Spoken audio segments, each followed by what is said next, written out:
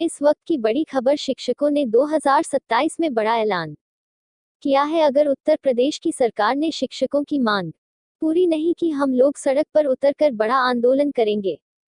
प्रदेश सरकार द्वारा तदर्थ शिक्षकों के संदर्भ में लिए गए निर्णय पर प्रदेश के सभी तदर्थ शिक्षक अपने आप को अपमानित महसूस कर रहे हैं। जिस विद्यालय में 25 से 30 वर्षों तक संपूर्ण वेतन में सेवा दिए हो, उसी विद्यालय में चपरासी से नीचे काम नहीं कर सकते हैं। जिन अधिकारियों के कहने पर माननीय मुख्यमंत्री जी ने प्रदेश के समस्त तदर्थ शिक्षकों सेवाएं समाप्त कर दी है, उन सभी अधिकारियों ने मुख्यमंत्री को कलंकित करने का कार्य किया है। क्योंकि जिस सुप्रीम कोर्ट के आदेश पर मुख्यमंत्री ने प्रदेश के समस्त तदर्थ शिक्षकों की सेवाएं समाप्त की हैं, उसी सुप्रीम कोर्ट के आदेश के पश्चात भी प्रदेश में व्यापम फर्जी विनियतीकरण अधिकारी द्वारा किए गए हैं। जांचों उपरांत विनियतीकरण में अयोध्या के संयुक्त शिक्षक निर्देशक अरविंद पांडे निलंबित हो गए। इस व्यापम फर्जी विनियमितीकरण की जांच में प्रदेश के 9 संयुक्त शिक्षा निदेशक और 30 जिला विद्यालय निरीक्षक व्यापम भ्रष्टाचार संलिप्त है। तदर्थ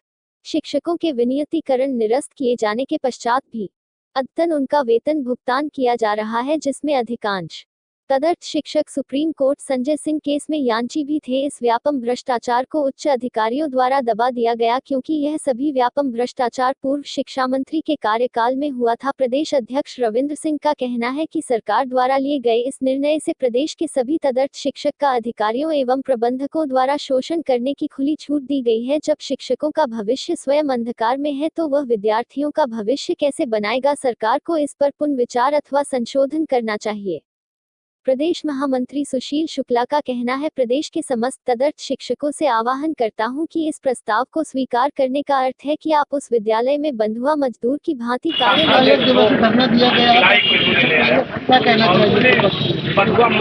मेरे भाई 25 से 30 वर्ष हम लोगों ने सेवा किया। हिंदुस्तान के इतिहास में पहली बार होने जा रहा है। संविदा कर्मी को मानदेय प्राप्त करने वालों को संपूर्ण वेतन देती रही है पूर्ववर्ती सरकारों ने। ये पहली हिंदुस्तान की सरकार है जो पूर्व उपलब्धि और पूर्ण वेतन प्राप्त कर रहे थे उनको मानदेय देने जा रही है। मानदेय हम लोगों को कतई स्वीकार नहीं है। इसके लिए हमें किसी भी हद तक जाना पड़ेगा, हम जाएंगे। विधि विशेषज्ञों से राय ली जा रही है। सबसे बड़ी विडंबना यह है कि सिंगल बेंच में मुकदमा हारते हैं, डबल बेंच में जाते हैं, सुप्रीम कोर्ट में एसएलपी दाखिल करते हैं। सब कुछ संज्ञान में होने के बाद भी ये कैबिनेट की बैठक कर करके मानदेय तय करते हैं। ये तो सबसे बड़े जुर्म के भागीदार हैं। सबसे बड़ा 420 का काम किया है। इनके ऊपर तो कंटेम्प्ट ऑफ कोर्ट चलना चाहिए सरकार और शासन में बैठे हुए समस्त अधिकारियों के खिलाफ।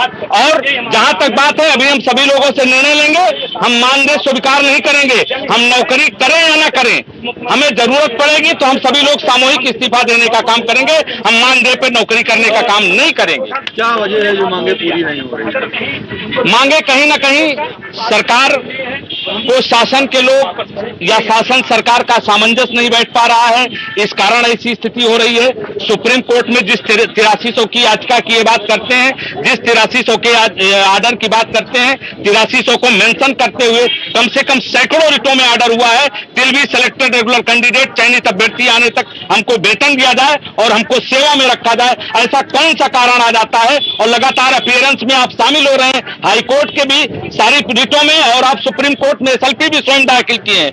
अभी तक वो पेंडेंसी में है, पेंडिंग है। उसके बाद ये मानदेय तय कर देते हैं। ये घोर अन्याय है और इनके खिलाफ 420 का मुकदमा होना चाहिए। सारा कुछ जानते हुए संज्ञान में रखने के बाद इन्होंने मानदेय निर्धारित किया है। ये घोर अपमानजनक बात है। बताइए, एक शिक्षक की श्रेणी में रहते हुए जहां 60,000 का वेतन हमारा चपरासी पाता है, कल तक वो मुझको पानी पिलाता था, आज मैं विद्यालय में जाऊंगा तो मुझसे पानी मांगेगा। ऐसे अपमानजनक सर्विस से करने से अच्छा है कि हम सर्विस से बाहर हो जाएं। यही मेरे लिए सर्वोपरि है। आज का धरना कैबिनेट द्वारा आए हुए हम तदर्थ शिक्षकों के बारे में जो प्रस्ताव है उसके विरोध में है। और हम कतई ये नहीं चाहते हैं कि आउटसोर्सिंग की तरह काम करें। हम लोग 25 साल 30 साल की सेवा दे चुके हैं। समाज को हमने स्थापित करने का कार्य किया है। कोई चोरी या डकैती नहीं डाली है। हर जगह बुलडोजर की सरकार नहीं काम आती है।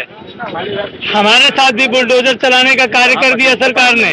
इसी दुख को लेकर आज का धरना है। क्या रणनीति रहेगी अगर आज आगे की रणनीति ये है कि पहले तो हम इस प्रस्ताव की निंदा करते हैं, हम इस प्रस्ताव को लेकर चिंतित हैं, दुखी हैं, असहज हैं और निश्चित रूप से हम अपनी मांग करते हैं माननीय मुख्यमंत्री जी से कि आप इस प्रस्ताव में संशोधन करो या इसको पूरी तरह से वापस लो।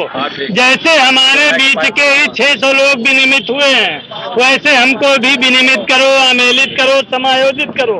इसके नीचे हमें कुछ भी मंजूर नहीं है। क्या है जो आप लोगों की मांगे पूरी नहीं? सबसे पहले आपके चैनल को बहुत बहुत धन्यवाद कि आपने हमारी पीड़ा को समझा और हमारे बीच सरकार से ये जितने साथी हमारे यहाँ आज बैठे हैं, आप जिनको देख रहे हैं, सारे साथी तन मन धन सब चीज लगा करके सरकार के साथ रहे हैं।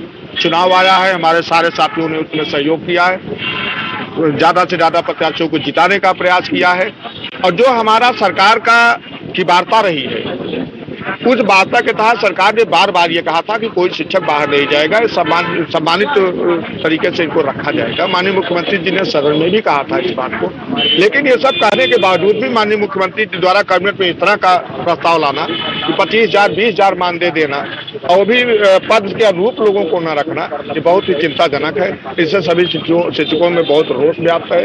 मैं आपके चैनल के माध्यम से माननीय मुख्यमंत्री जी से निवेदन करना चाहूँगा कि अभी भी बहुत समय है, चूंकि कैबिनेट का वो आ जाना, प्रस्ताव आ जाना बड़ी बात नहीं है, अभी ये सदनों से भी पास होता है, इसलिए लिहाजा इस पर परिवर्तन करें, सबको सभी शिक्षकों को आमेलित करें या विनियमित करें। अगर आमेलित विनियमित नहीं कर पा रहे तो कम से कम सम्मानजनक तरीके से शिक्षकों की तरफ देखें और उसी आशा भरी निगाह से हमारा शिक्षक देख भी रहा था।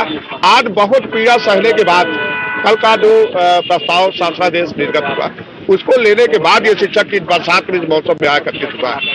मैं पुनः आग्रह करना चाहता हूँ आज चैनल माध्यम से माननीय मुख्यमंत्री जी शिक्षकों की पीड़ा को समझे और इसका जल्द से जल्द अच्छा से अच्छा न्याय करने का प्रयास करें। आज जो आंदोलन हो रहा है और आप लोगों की मांगे पूरी नहीं हो रही, कहाँ पे रुकावट आ रही है जहाँ मुख्यमंत्री तक आप लोगों की बातें नहीं पहुँच पा रही है? जी, मुख्यमंत्री तक बातें पहुँची हुई हैं, लेकिन उनको अधिकारी लोग गुमराह करके गलत व्याख्या कर दी है सुप्रीम कोर्ट के आदेश की, जिसके कारण से मुख्यमंत्री मानदेय पर सहमत हुए हैं और हम लोग उसको स्वीकार नहीं करेंगे। और हम लोग जब तक पूर्ण वेतन नहीं प्राप्त कर लेंगे, 20 वर्षों से 25 वर्षों से सेवा किए हुए हैं और पूर्ण वेतन प्राप्त कर रहे थे, और जब तक पूर्ण वेतन प्राप्त नहीं कर लेंगे यह आंदोलन चलता रहेगा। हमें यह स्वीकार नहीं। कौन सी वजह जो आ रही है जो आप लोग का वेतन कम कर दिया जा रहा है? वजह कोई कम नहीं है। ये अधिकारी लोग जो है ये पता नहीं किस लिए ये इस सरकार के विरोधी हैं या क्या नियत से, या हम लोगों के प्रति कोई उनकी भावना है जिसके कारण से ये हमारा लोगों का विरोध करके गलत व्याख्या किए हुए हैं। मुख्यमंत्री के जी माननीय मुख्यमंत्री जी के अंदर ये गलत व्याख्या करके उनको मोटिवेट कर दिए, जिसके कारण से वो इसको स्वीकार कर रहे हैं और हमें कहीं पर भी हमारे आदेश में कहीं बाहर करने की लगातार आप लोगों का धरना प्रदर्शन और आंदोलन चल रहा है और आप लोगों की मांगे पूरी नहीं हो पा रही है। 2027 का चुनाव भी करीब आने वाला है, अगर मांगे पूरी नहीं, अगला कदम ये होगा कि हम लोग देखिए, हम लोग इसमें से अधिकतर क्या 80% से ज़्यादा सभी भाजपा के कार्यकर्ता और पदाधिकारी हैं भी, और लेकिन हम लोग की बात खुद ही नहीं इसमें सुनी जा रही है। हम लोग मजबूरी बस अब साथ छोड़ेंगे और इसका प्रभाव दिखा भी। जितने ज़िले में हमारे तदर्थ शिक्षक थे वहाँ से भाजपा को एक भी सीटें नहीं मिली। हम बहुत प्रयास हम लोग थे साथ में, लेकिन अब पूर्ण रूप से अब एकदम से हम लोग विरोध में रह करके अब हम कभी भी साथ नहीं, अगर हमारी मांगे नहीं। ठीक।